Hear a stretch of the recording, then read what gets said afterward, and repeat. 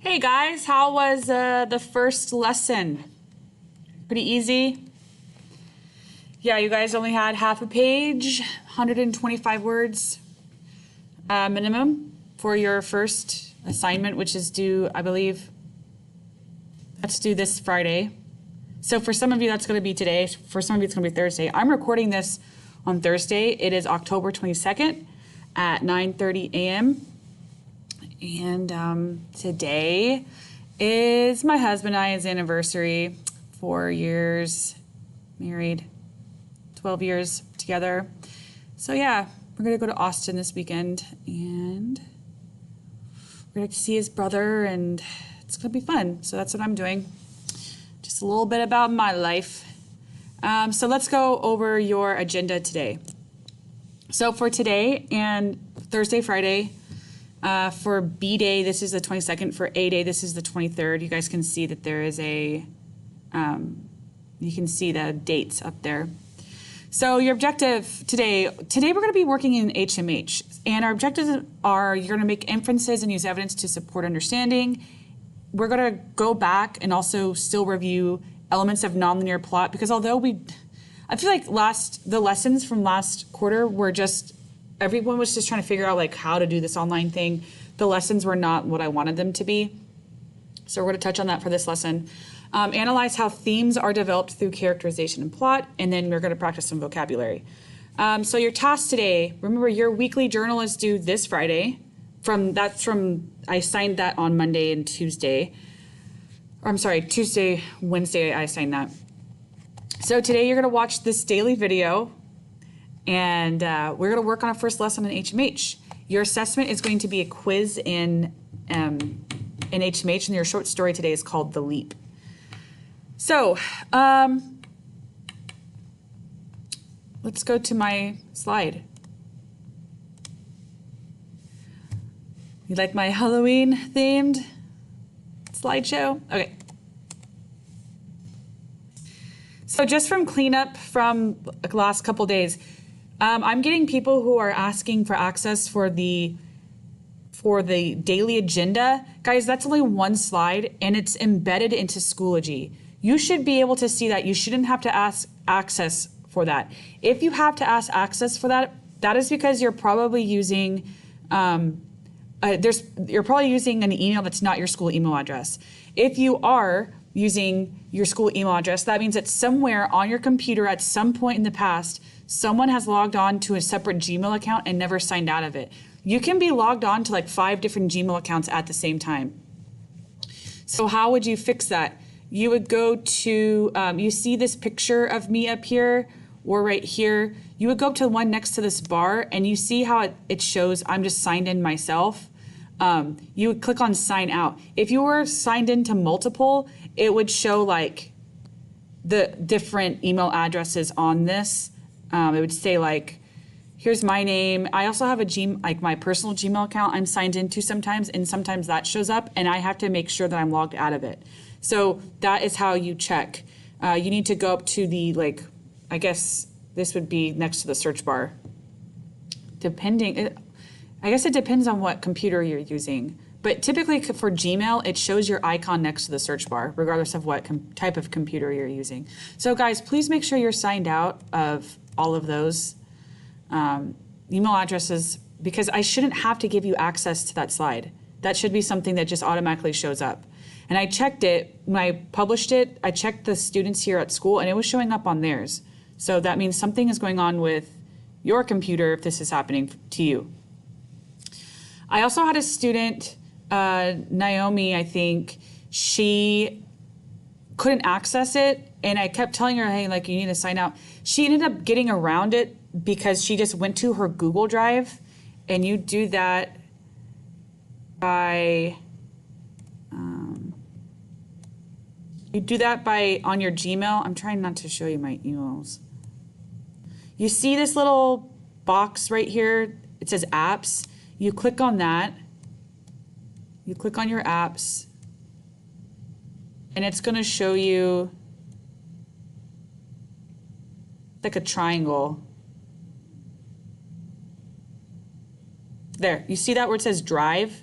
Sorry, I'm trying not to show you my inbox.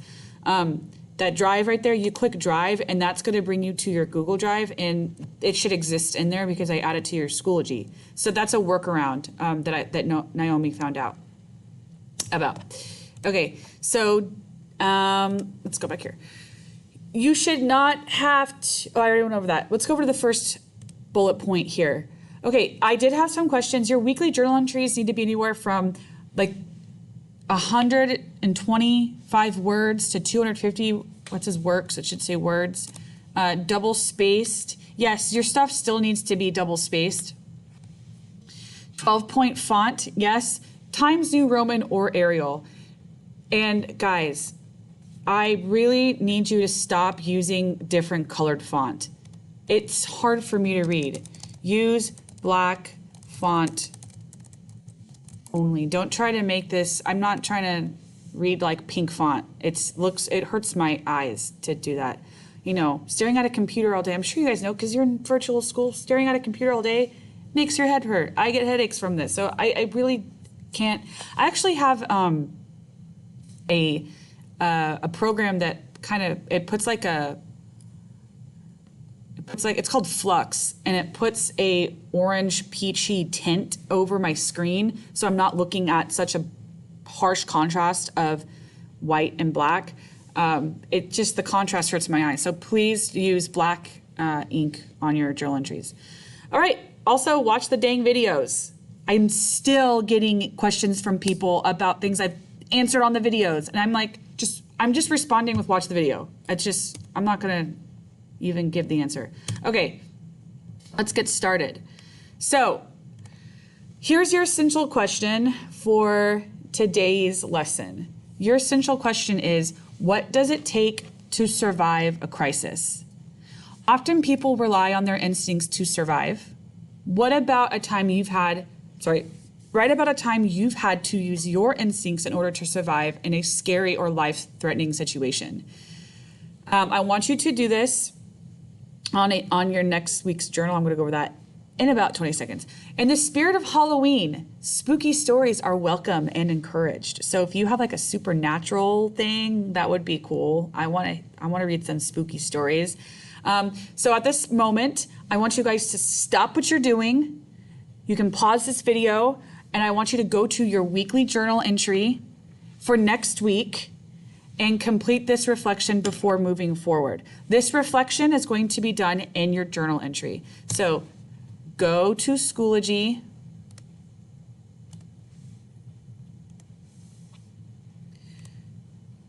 And go to your course.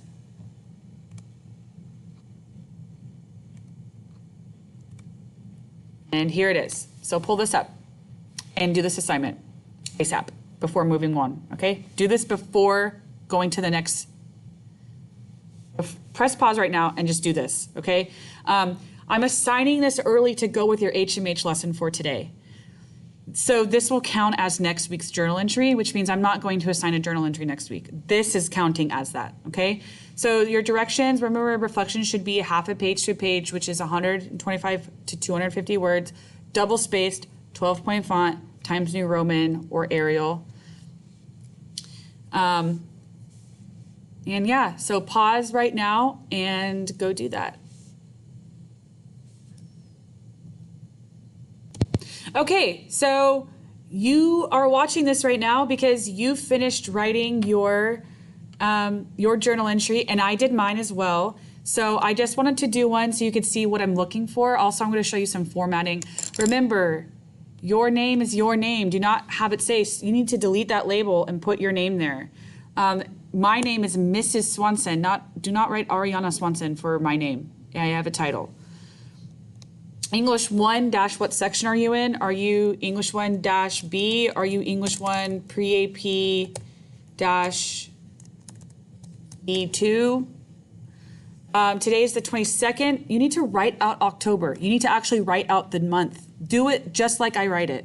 Just like this. Don't do it any other way. This is how you write the date, okay? No comma, day before the month. You need to write out the month. Remember your header up here. Even though your name's up here, you still need to write your name down here.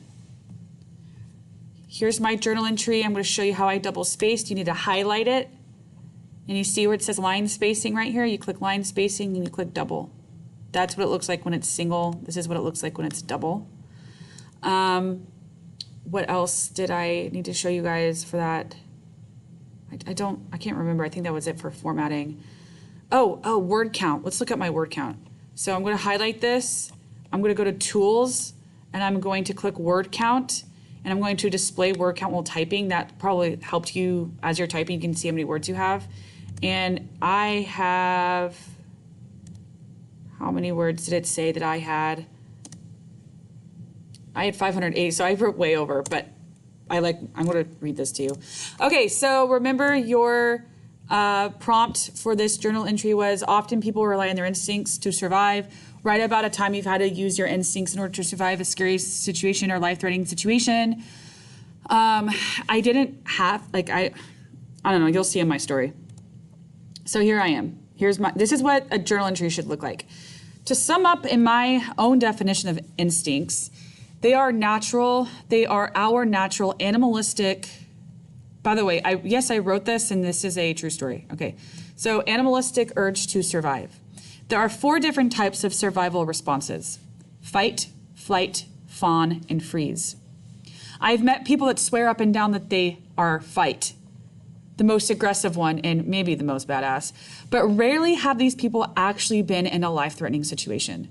I'm serious. I've talked to people that are like, oh, I'm totally fight. And I'm like, have you ever even has something happened to you where you even had to use your instincts or your natural instincts just took over your body? Because instincts are an animalistic thing. And the basic form of human behavior, we want to survive, right? And so sometimes our bodies just kind of our subconscious takes over and our animalistic side kind of takes over. And that's what I'm talking about. And sometimes people say, oh, I'm fight. And I'm like, well, you haven't ever really been, your life has not, So I asked, and they're like, no, actually, I've never been in a life-threatening situation. I'm like, well, then how do you know? How do you know what your body's going to do by itself? So when I was 17, Thanksgiving morning at 3 a.m., someone broke into my house. My brother and I, oops, that says hear it. I'm going to be editing. The reason why I want to edit in front of you guys is I kind of want to show you this is how you should also be editing your journal entries. You need to read them over, just like I'm doing. I like to read my stuff out loud. So as I'm reading out loud, I'm going to be editing. My brother and I heard it. We rushed downstairs, and my brother, without hesitation, hurtled over bushes in the front yard and attacked the guy. I ran to get my dad and screamed, they're fighting on the front lawn, they're fighting. My dad rushed out and got in between them, not knowing that this dude just tried to break into our house. The guy, probably realizing he was going to lose a fight against 2 grown men, fled. He ran back to his truck. My dad's shirt, he chased him. My dad's shirt got caught in the door of the robber's truck. And as the man drove away, my dad was being dragged on the concrete. I honestly, I was standing in the front yard watching this whole thing happen. And it was, I'll explain it. I looked over at my brother. He looked at me with a dazed look in his eyes. I'm using the word look alike, and I don't like that. I'm going to change some of this because look, the repetition of look, I don't like it. I'm going to say I glanced over at my brother, and he looked at me how about with the dazed eyes? That sounds much better. I glanced over at my brother, and he looked at me with dazed eyes, blood trickling down his face. You know in the movies when they make a scene slow motion during a traumatic scene? That's because that's how it really, that is how it really feels. Everything was in slow motion. It was like I was experiencing time around me move slowly, and I could view every small detail and study them for as long as I wanted until I pressed the play button. What happened next, I don't remember. I blacked out. I really did. I blacked out, and when I came to, I was on the phone with the police. I don't remember picking up the phone. I don't remember. It was like my instincts took over, and I just did what I needed to do, what I knew was right, but I don't remember doing it. So that's probably kind of cool of me that I'm like, hey, at least I know what to do, I guess. My mom was kneeling. So when I came to, it's because the operator was like yelling at me on the phone, because I guess I called them and I was silent. And so I blacked out. When I came to, I was on the phone with the police. My mom was kneeling over my dad. I was outside in the backyard looking in through the window. My mom was kneeling over my dad. I don't remember going to the backyard. My dad was kneeling over my dad, who she had laid on the tile in the kitchen, resting his head on a folded up beach towel. Ma'am, are you there? The operator was shouting at me.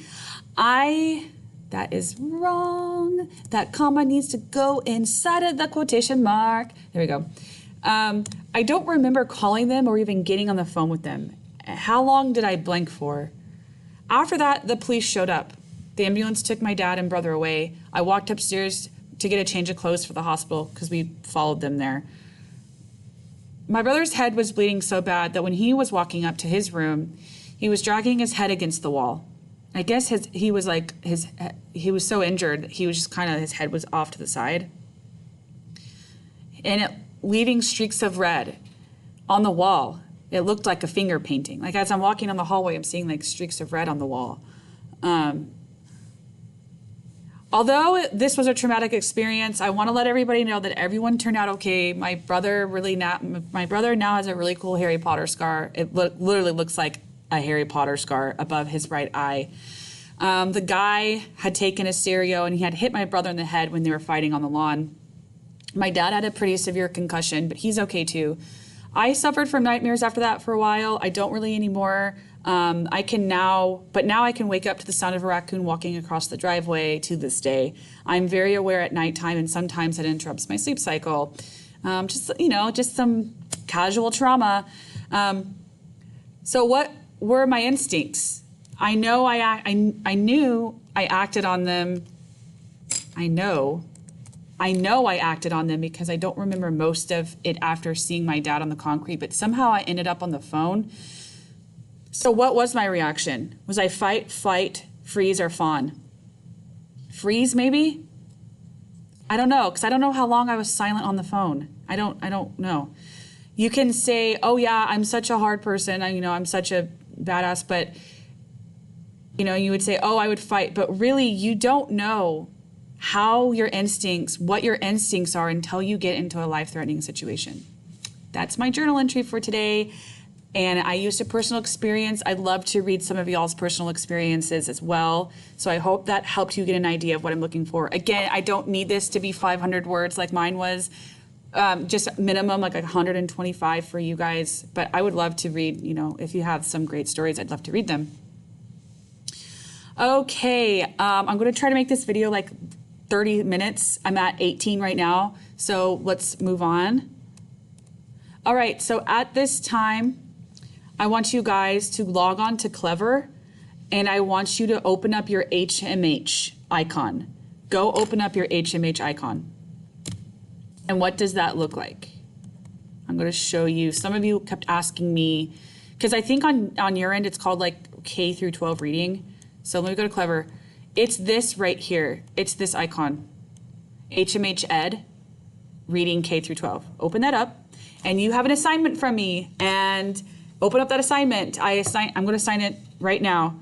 And it should be called, you're going to see 3 assignments, but they're actually all one lesson. One's just like a warm up, one is just reading, and one is actual questions. So it's not a lot of work, and I'm giving you 6 days to do it, 6 to 7 days to do it. So it's actually not that much. It looks like it's a lot because there's like 3 different assignments, but it's actually one assignment. It's just 3 different sections.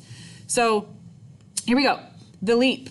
Get ready. We're going to get ready. That's your first assignment. Get ready. So essential question, what does it take to survive in a crisis? That was something that you should have answered in your journal entry already. I talked about my story. What does it take?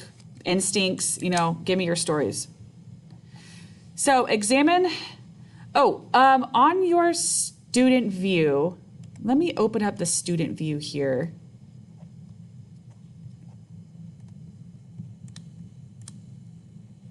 Let me open up the student view. So I'm going to kind of show you how to use your stuff. So this is lesson 1, unit 5, the LEAP. I'm going to open up my student edition. This is called Get Ready. I'm going to open this up and I'm going to show you your stuff. So up here you have a play audio. I don't know if you can play audio on this. You also have some note taking. I'm going to show you guys how to use those, okay? So examine the photographs that accompany the selection. Then read the first paragraph and predict what the story will be about.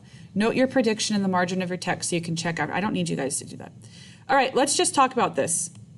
Here are some skills that we're going to learn. This is how you highlight. You just highlight the text as if you would normally, and it's going to pop up with a little thing, and you can click your color. So I like the color blue.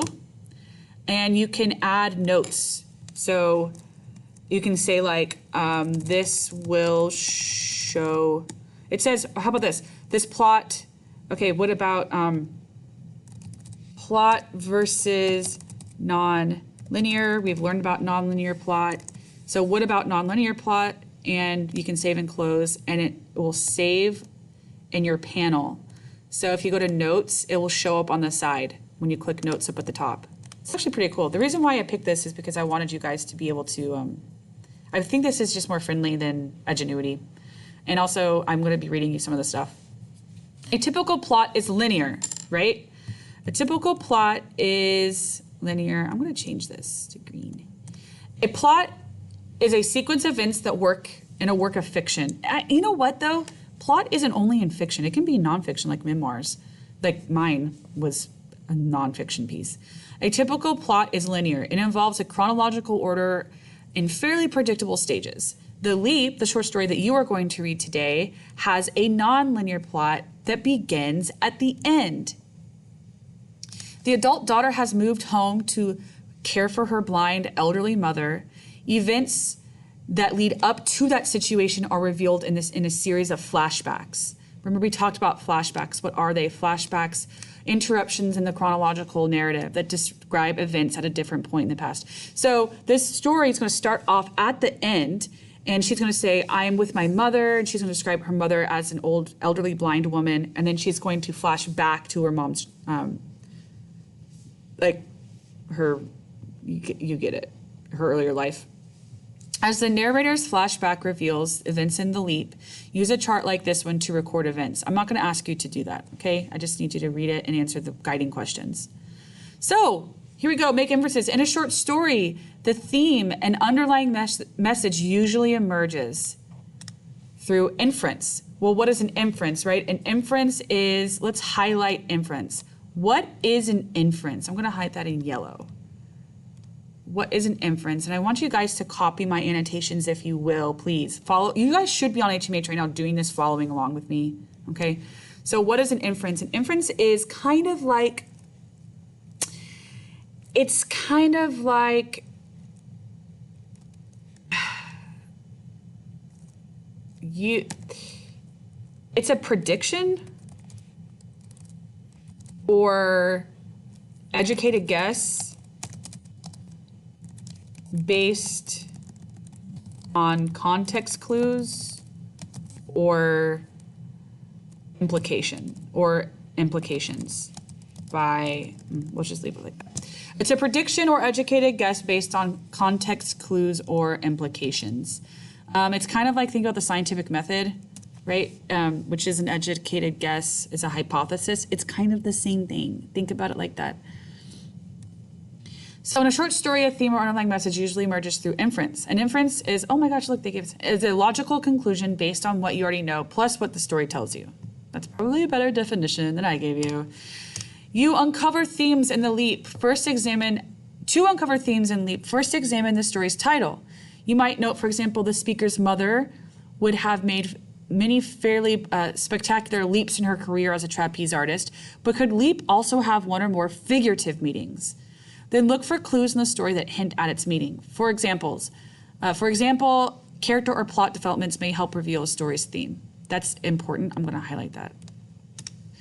As you read, use a chart. You don't need to. Okay, here is your critical vocabulary. I am going to assign vocabulary for this. We have encroach, extricate, tentative, constrict, and comply. So answer the questions using a dictionary or thesaurus. You can use your computer, I don't care, you can use Google. Make sure answers reflect understanding of each critical vocabulary word. So this is an assignment on here. You're gonna have these little assignments built into this lesson, and you must complete these in order to receive credit. So my backyard hedge is beginning to encroach upon my neighbor's yard. Is my neighbor happy about this, and why or why not? So using your I'm gonna do this with you. Let's look up definition of encroach, which I already know what it is, but for the sake of this lesson. Encroach. Encroach means to advance beyond proper, established, or usual limits, to make gradual inroads. A dictatorship or majority is encroaching on the rights of an individual. So to advance beyond proper, established, or usual limits, is that a good sounding thing? To advance or move beyond limitations. Let's go back. My backyard hedge is beginning to encroach or move beyond the limitations upon my neighbor's yard. Is my neighbor going to be happy about this? Well, according to the word encroach, which is a negative connotation, I'm going to say no. The neighbor is not happy about this. Why or why not? We're going to say, according to the definition, when something encroaches, why am I not good at spelling today? When something encroaches, it is going beyond the limit, going beyond the boundary, was probably good for this one, boundary. The hedge is moving into, a hedge is like bushes, into someone's yard and they are not happy about it. Boom, that's how you do these. So I did the first one with you. You have 5 of them. If you want to, you can pause this right now and you can complete those if you would, and you have to do these in order to get credit. They are a grade, okay? So pause me. All right. Relative clauses. In this lesson, you will learn about relative clauses. I'm going to do another mini lesson over this. I'm just not going to do it right now. It says relative clauses function as an adjective to describe a noun. A relative clause begins with a single word, a relative pronoun. So if you see something like that, which, who, whom, and those, or when, where, and why, that's not a question. In this sentence, like the relative clause is underlined or highlighted. It commemorates the disaster that put our town smack on the front page of the Boston, New York tabloids. The relative clause is this, and it starts with that. That is a pronoun that begins a relative clause. That's all it's saying. That was a bad lesson over that. I don't want you guys to really focus on this, okay? All right, so this is your read section. We're done with getting started. You only have one little vocab assignment, and here we go. I want you guys to see some of these. You have your play audio at the top. The Leap. Short story by Louise Erdrich. My mother is the surviving half of a blindfold trapeze act. Not a Okay. You have your review. So when you take notes, so let's say I wanted to take notes over her,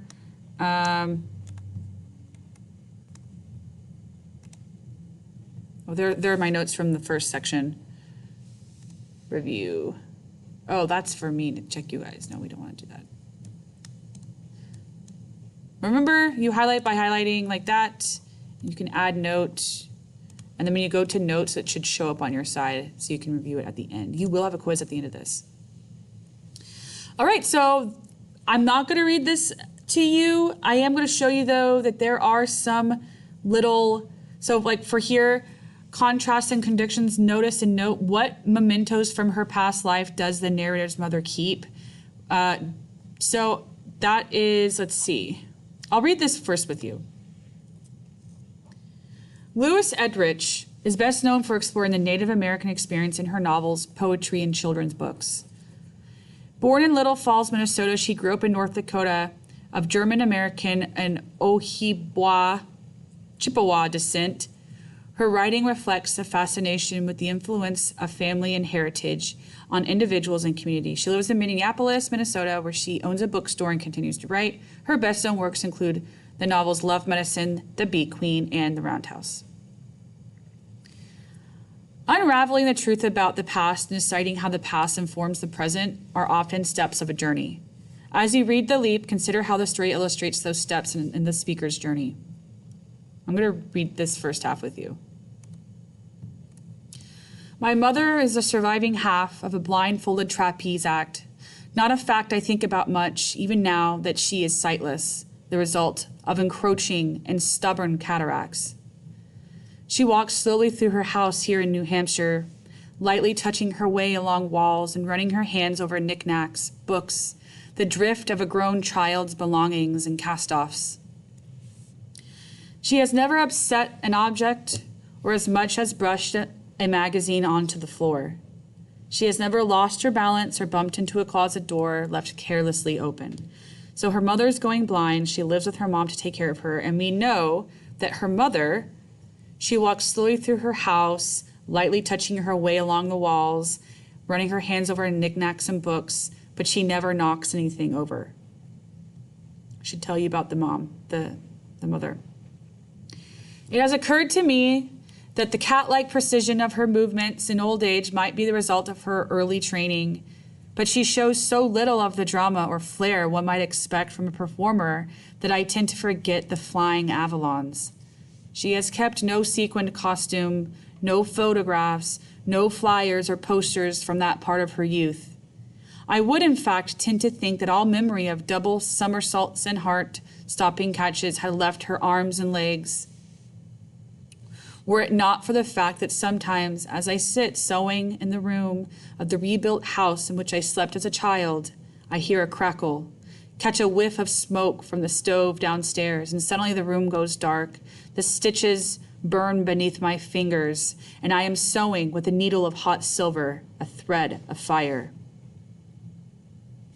Great writing. Here's her mother was a trapeze artist. We know that. All right, so I'm going to do this with you guys, just to show you how it's done. Notice and note, what mementos from her past life does the narrator's mother keep? Analyze why you think this might be. So if we go back up here and we see what mementos or things does her mother keep, it has occurred to me that a cat-like precision of her movements in old age might be the result of her early training. Let's see. But she has kept no sequined costume, no photographs, no flyers or posters from that part of her youth. She doesn't keep anything. There was nothing. The answer is she didn't keep anything. What mementos from her past life does the narrator's mother keep? You would say, and you need to write in complete sentences, please. The narrator's mother does not keep any mementos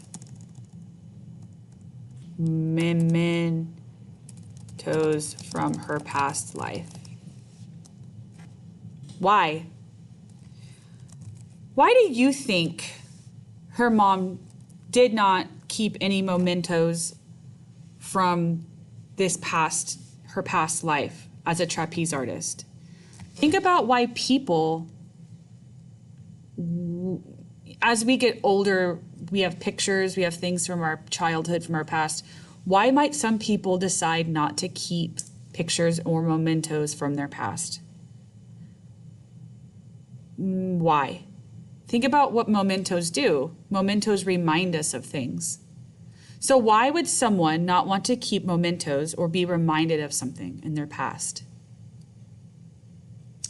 I'm going to say typically people do not keep mementos from their past if something traumatic happened to them. Mementos bring back memories, and I'm thinking that maybe the mother went through a traumatic event and does not want to be reminded of it. Okay, that's how you do that. You have a bunch of these. As you scroll through, you'll see there are some more right here. Okay, so use the audio if you need to. I do grade these little things and it shows me your progress. I see everyone's individual progress in these. So I'm 5 minutes over. I want to end right there. If you have any questions, let me know. I know this is the first time we're kind of using HMH. It is very easy. It's very user-friendly, so it should be easy for you. Just send me an email if you need any help, okay? All right. Talk to you guys later.